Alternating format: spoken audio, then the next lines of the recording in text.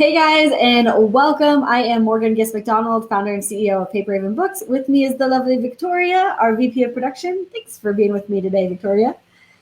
You are welcome. I am always excited to chat with our fantastic Facebook folks.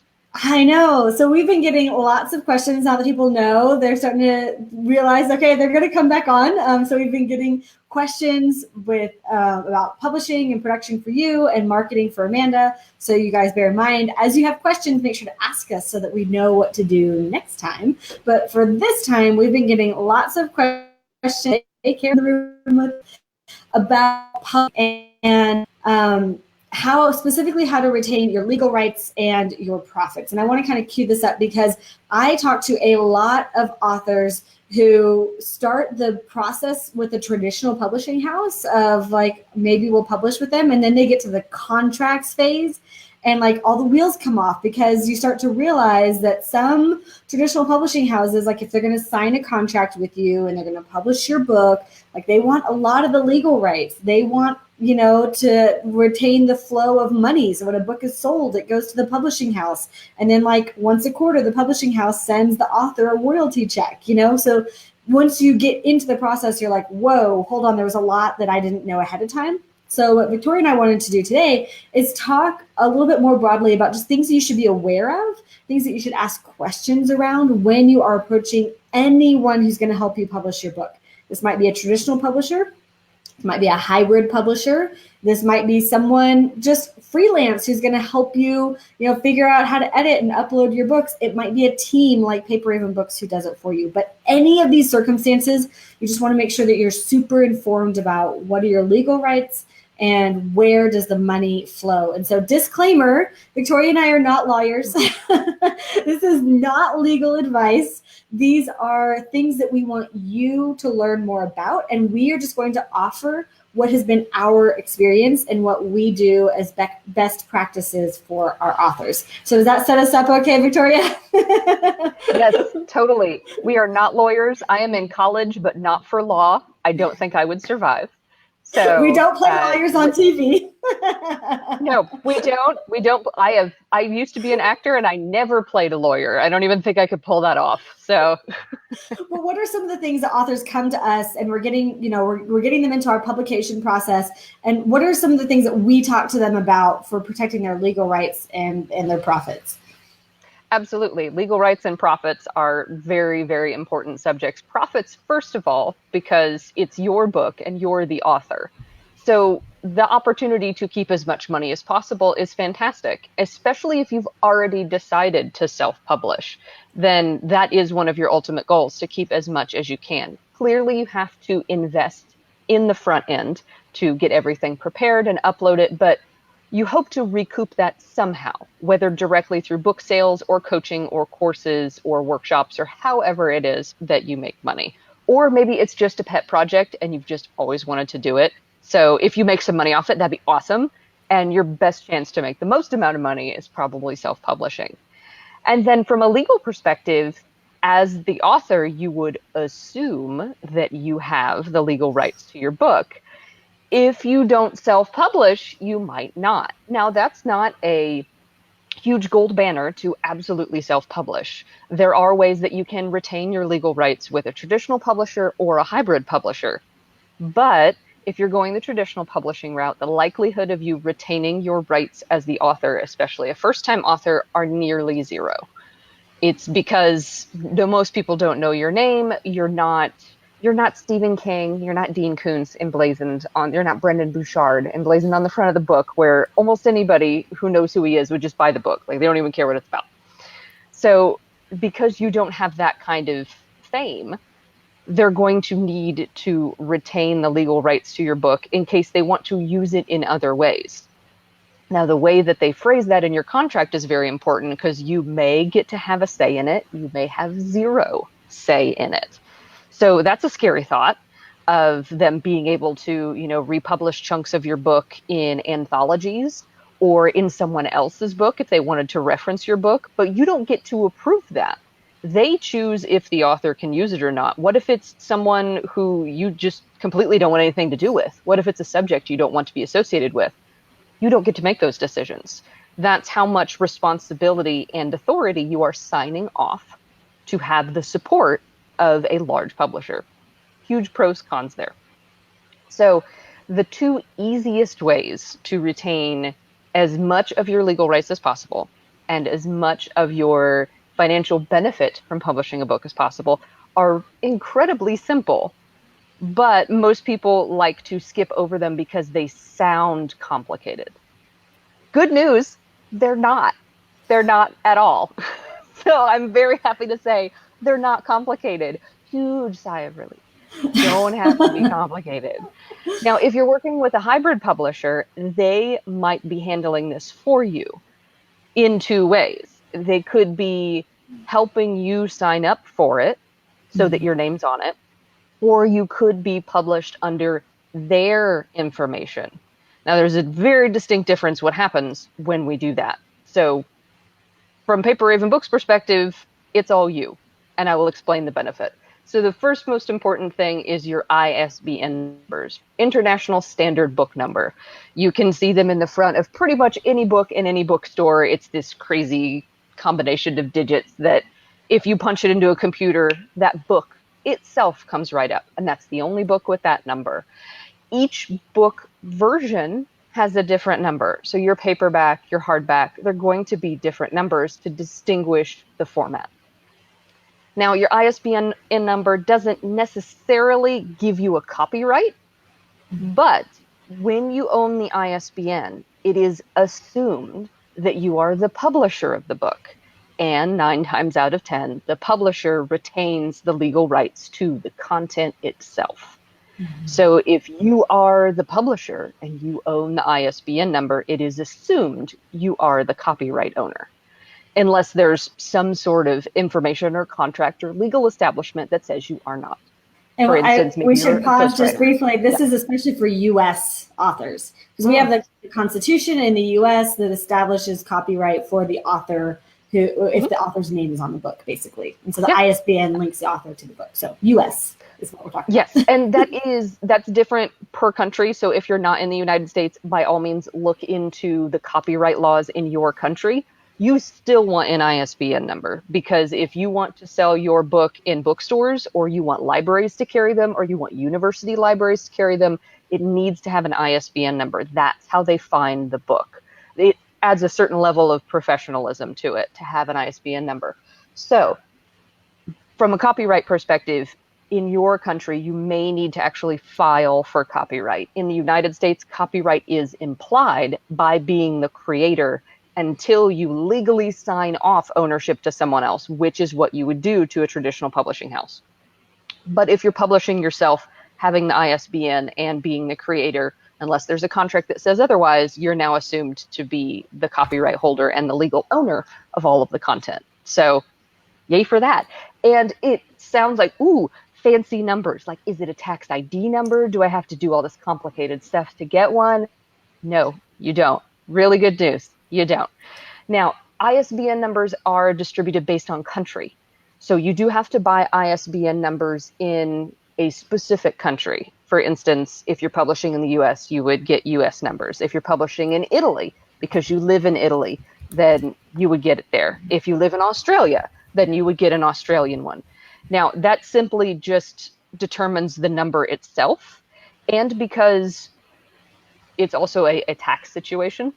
So we highly recommend that the ISBN that you get is in the place where you file your taxes. So if you live in Australia, but you actually file your taxes in the United States, get a US ISBN number, because we're talking about, tax and legal rights here. So it should be the country where you claim residency and where you actually file your taxes.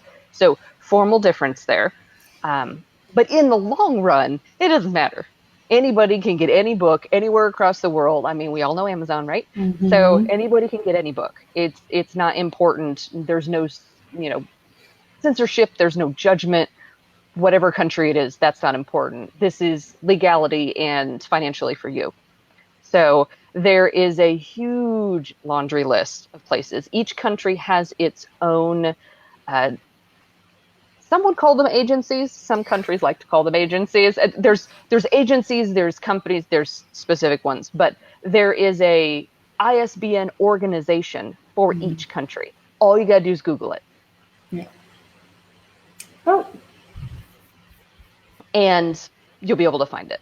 I think there's actually a .org website that has links to all of the websites around the world. Cool.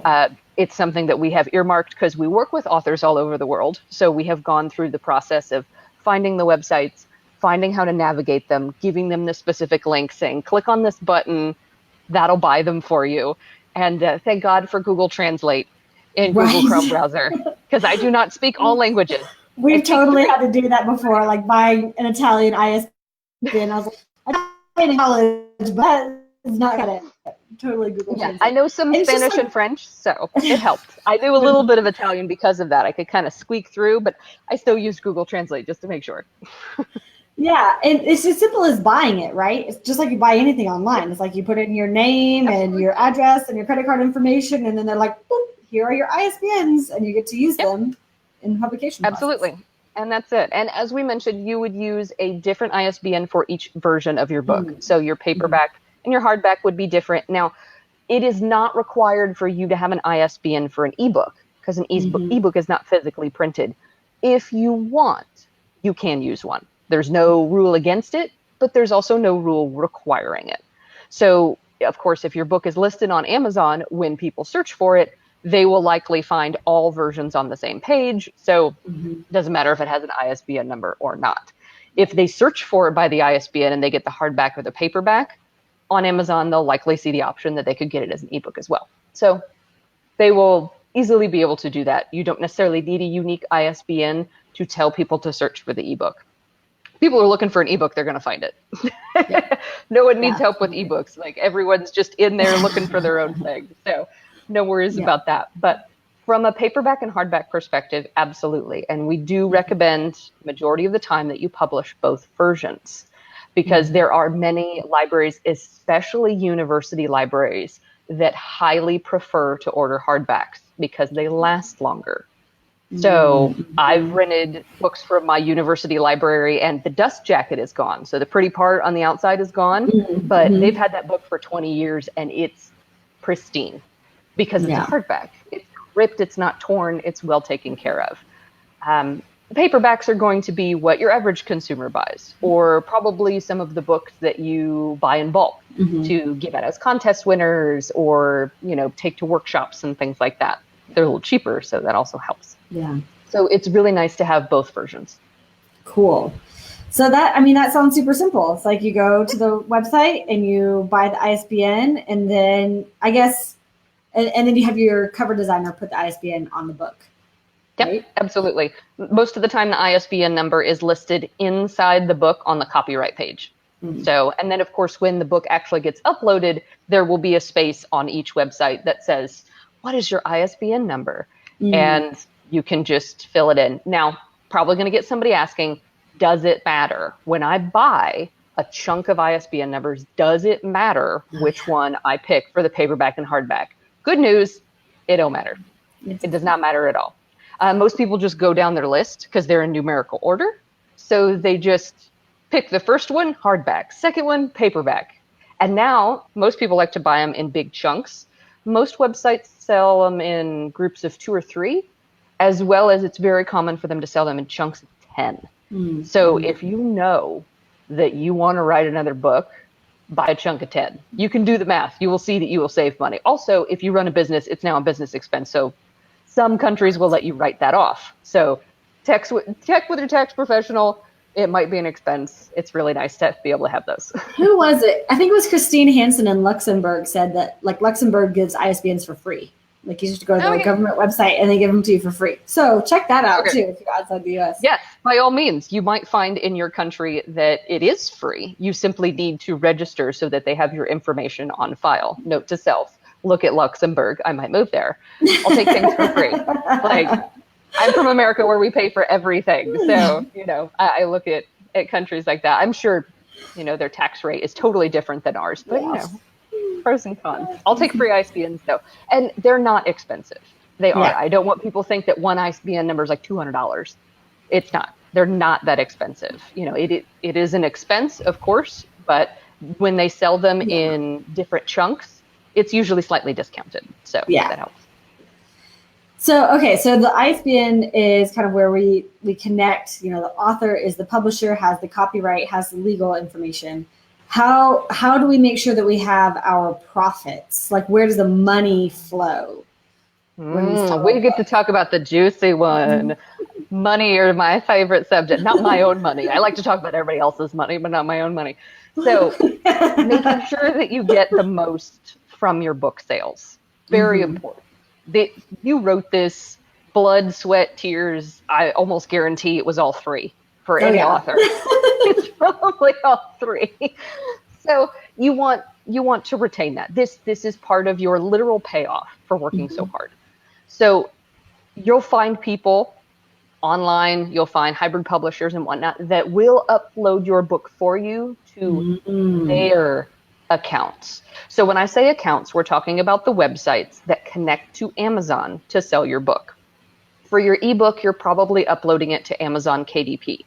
It's a site right in Amazon. If you already have an Amazon account, super easy to sign up. Super Mm-hmm. duper easy. You can use the same login you use for your personal purchases if you'd like to. And if you're doing a hardback, you're probably uploading to Ingram Spark. Ingram Spark is also the website that internationally the majority of boutique stores, libraries, and bookstores use to order books.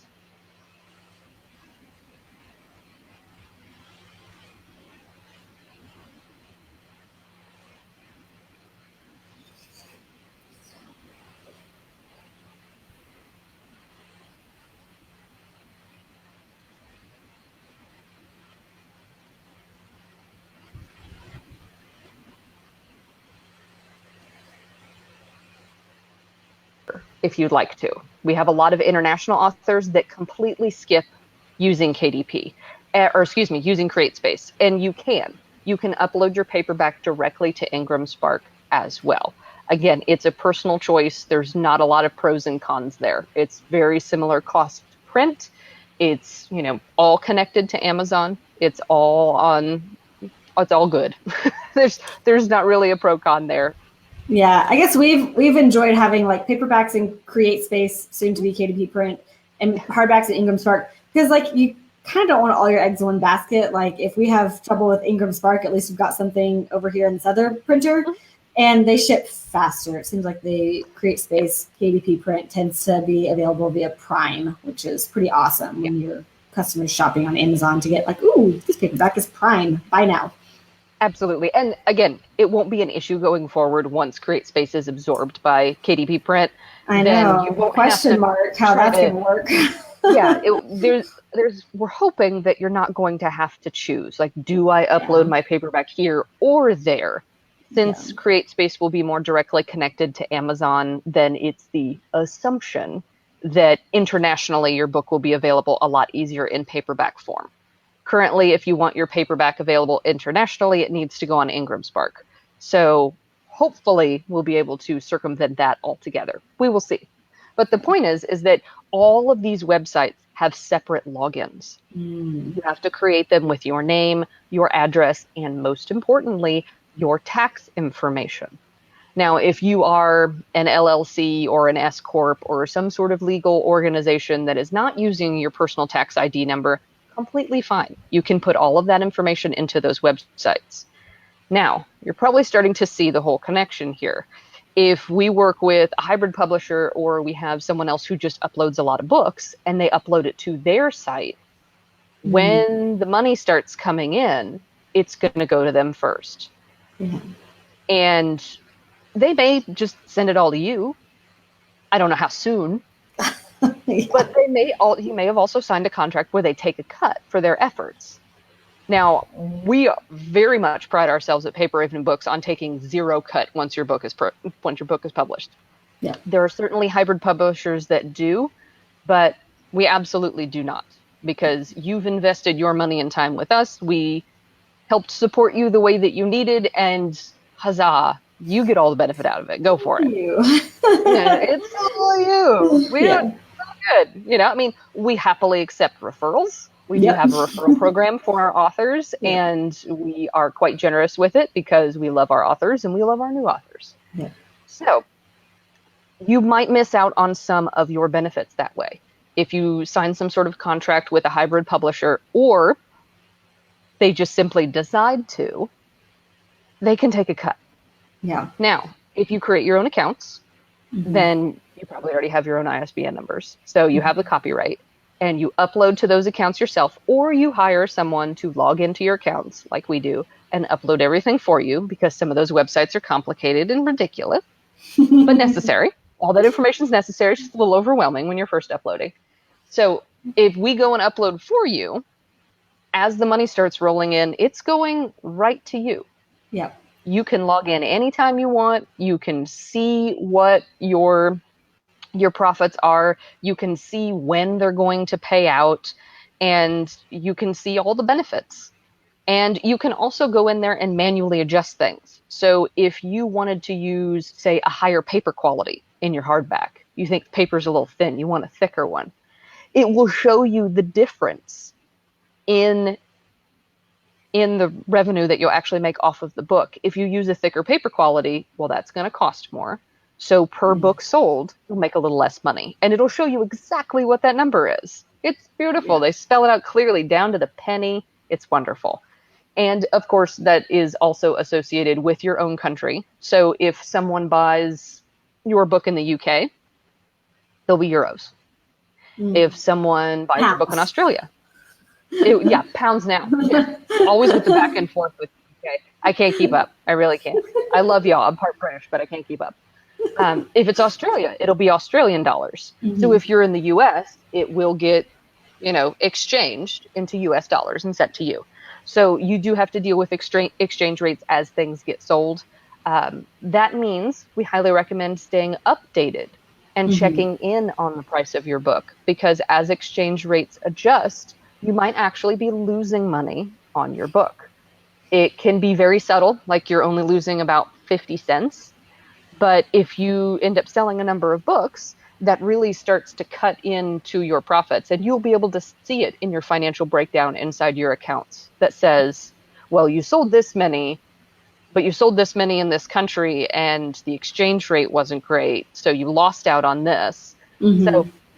it's just part of being a published author, is not only continuing to promote your book, but also staying on top of exchange rates and making sure you're offering your book at a fair price for you and for everyone else.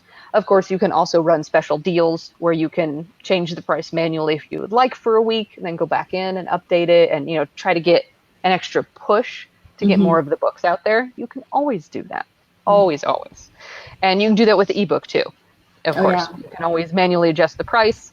Amazon will also let you set the ebook free for 5 days or 99 cents for 5 days. Mm-hmm. And of course, sometimes Amazon itself will discount your book for a few days.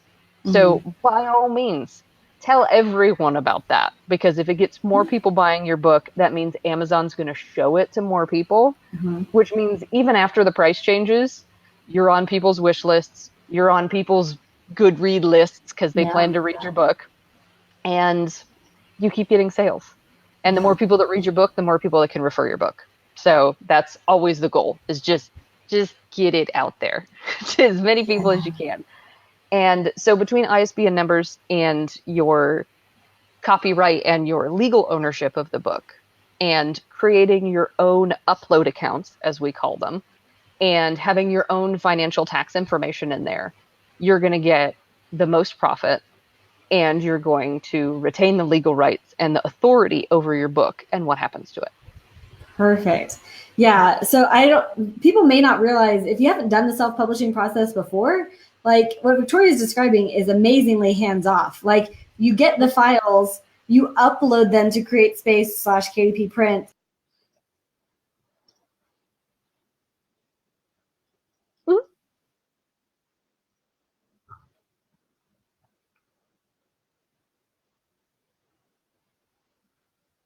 Mhm.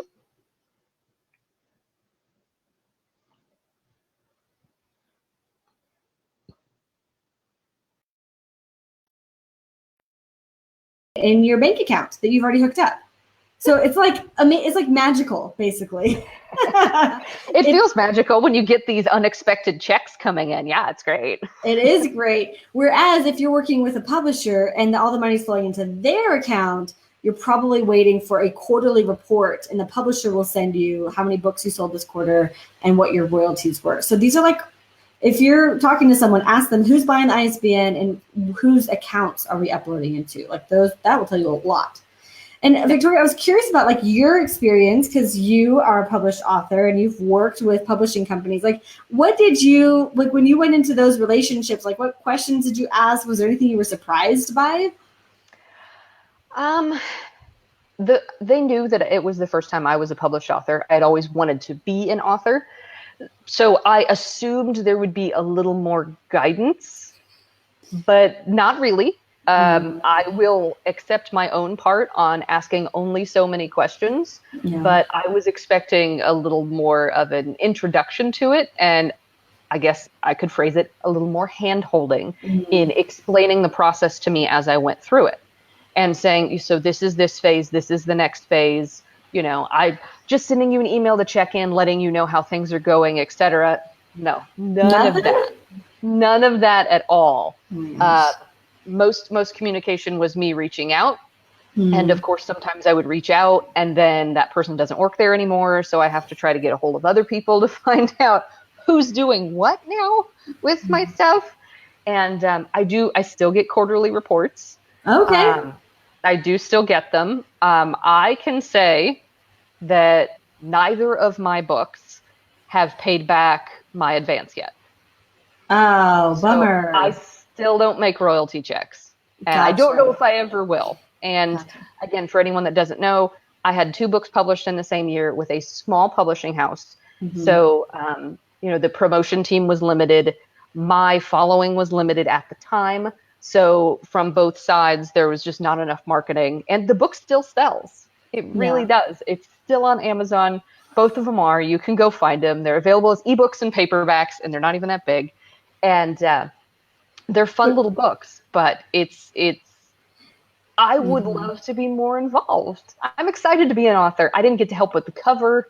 Nothing. Mary Kate's bringing up a good point. She says, nerve-wracking, how do you stay motivated? And like, that's exactly what I was thinking. It's like, if you aren't seeing any of the sales numbers or the profits as they're happening, it's like, how do you even stay motivated to go out there and promote the book? And like the publishing company's not promoting it because at this point they're like, lost cause. And it's like, guys, what do we do?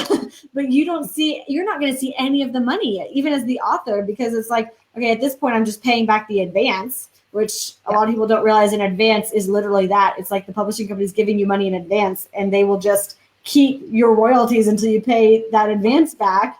And it's like, no one's motivated to really go out there and do a big sales push. And it's like, that's so sad. Yeah.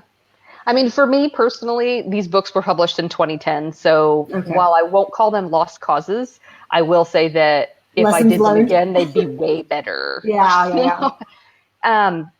So for my situation, I'm not pushing. I'm assuming eventually the publishing company is going to come back to me and want a check and want the money back. So, when that day happens, I will handle it. But to this point, I'm surprised they haven't asked. I mean, we're talking about 2010 already, like 8 years later. I think they just have to like write that off, because I don't even know if they can come back to an author and say, oh, we misjudged book sales, so we want money back.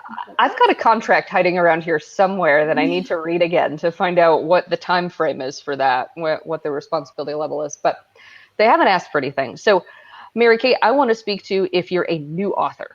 So if you're a new author, self-publishing, hybrid publishing, what have you, and say your book's been out for a couple months, you did the initial push, you got a really decent response, you're happy with it, but there's the inevitable downslide where your book stops selling. Now, happens to all of us. And it's constantly going to go through flux. Like, I can't even tell you the first few months of publishing my book, I would check my rank on Amazon every day and watch it change. And I don't recommend that to anybody. It's really awful. Not necessary. No, not necessary. We've talked about this before. Your book is something you created. It is not who you are. It's just an extension. You gave birth to it. It's gone. Mary Kate, just starting out, this is way beyond, please rant. Authors love to rant. If we can write, we can talk, and we can rant. Love it. Yep. So you're just starting out. That's great. Staying motivated while you're just starting out, because it seems like everything that is important is ahead of you, is, as they say, I love my old school phrases, putting the cart before the horse. So if you're still writing, Mary Kate, if you're still editing, stay there. Yeah. Stay in that experience that you're going through right now, because that's where you need to devote your energy. So, yeah, and you're right. It is yours. It's your baby. And if you have the ISBN and if you have the account, it is your baby. Yes. If not, then you just gave your baby up for adoption, is what you did, and you're never going to see it again. So we love the baby, euphemisms around here. And from the fact that it is your baby, it's the same thing. When someone gets older, their baby goes off and has a life of their own, right? Yeah. Your influence is less.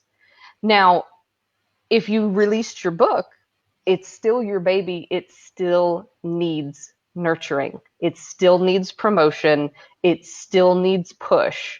So whether that's blog posts, whether that's workshops, whether that's courses that include your book, whether that's coaching that also includes your book, whether that's working with other authors in your field of expertise and doing joint promotions where people can buy the book together, or you do a workshop together and everyone gets a copy of your book.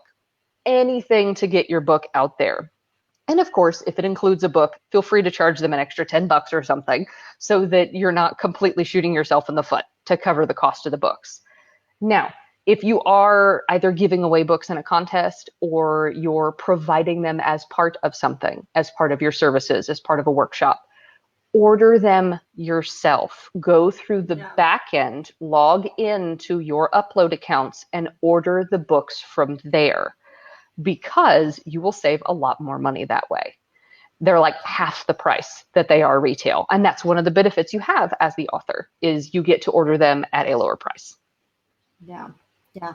Matthew just popped in too. And he mentioned that he had to cancel a contract with the publisher because basically the cover design they provided, didn't even ask his opinion on, like, kind of sucked. And I talked with Matthew shortly after this whole thing sort of fell out. And it was like Matthew had to bring in his own designer, had to bring in his own editors. And it just got to the point where it was like, never mind, publisher, you're really not helping here. So I think I'm starting to wonder what they were actually doing for you at this point. Was it just a name situation where you were going to bank off their well-known cred?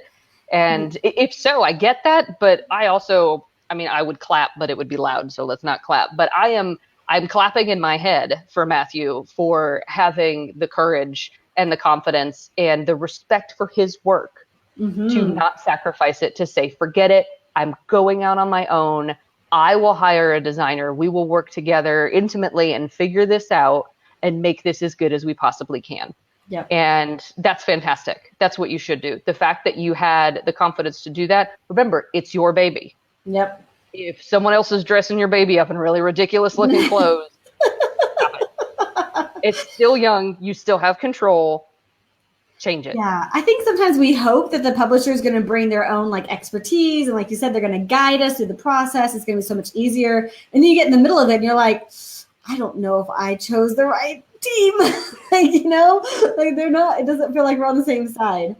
Yeah. Oh, yay! Matthew's going to send us a copy. So excited. Yes. I love it. I will read anybody's book. I don't care what it's about. You send it to me and I will read it. And I will soon be starting to do book reviews too. So very excited to start doing that again. Matthew, best practices. To set your ebook for free, and then you send us an email. We'll provide a review. We'll be a verified purchaser. You know that drill. So make sure to include us on that email. Yes, absolutely. We know the book drill and we are happy to support y'all. So definitely let us know when you are coming out with a book, because hard work should be rewarded, at least with some extra eyes on your book. So totally. We love to help.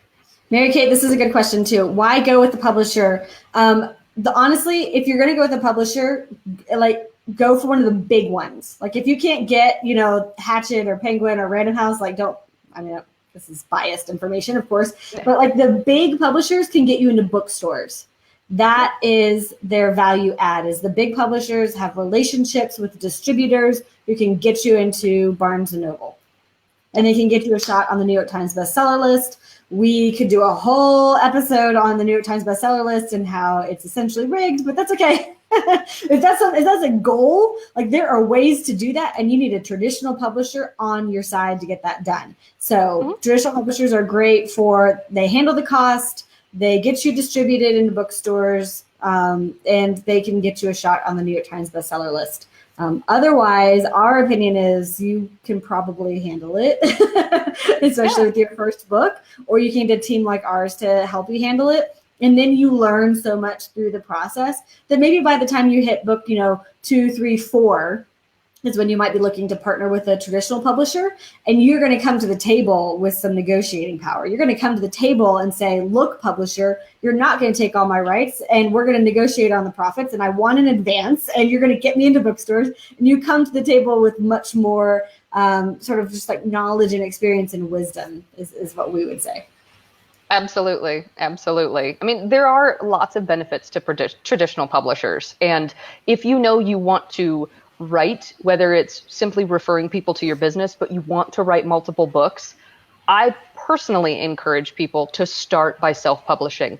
Start by self-publishing with quality, not just hacking it out, using an Amazon created cover. No, you're going to have to invest your money and your time in it, take it seriously. Yep. And since your name is on it, your name is on it as the publisher. You're not just the author, you're the publisher. You take full creative control. Embrace that. Hire the support that you need for editing and for designing and for the initial marketing push and all of that. Do that. It is not unheard of for traditional publishers to pick up a book that's been self-published and republish it. Also, as Morgan was saying, if you publish a few books that are self-published and you keep pushing, meaning the first book sells good, the second book sells even better, which will help your first book sell good, and then your third book sells even better, and then your other two start selling, then you can come to a traditional publisher and say, look at the huge following I have. Look at all the sales I have. I did all this by myself. Imagine what we could do together. So it gives you that clout. You create your own clout by doing that. And that's all you.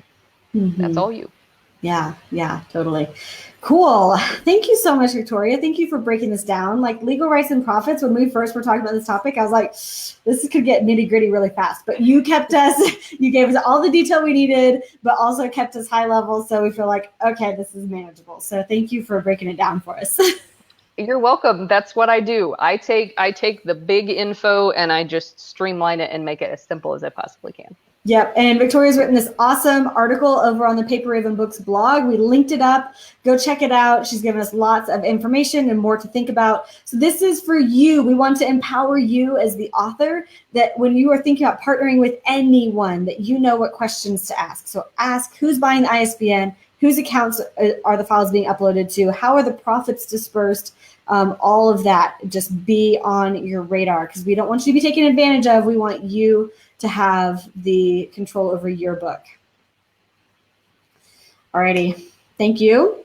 Thank you guys for hanging out, and we will be back. Let us know what other questions you have so Victoria and I can come back on and answer all of your publishing questions for you. Alrighty, guys, have a lovely day. Bye. Bye.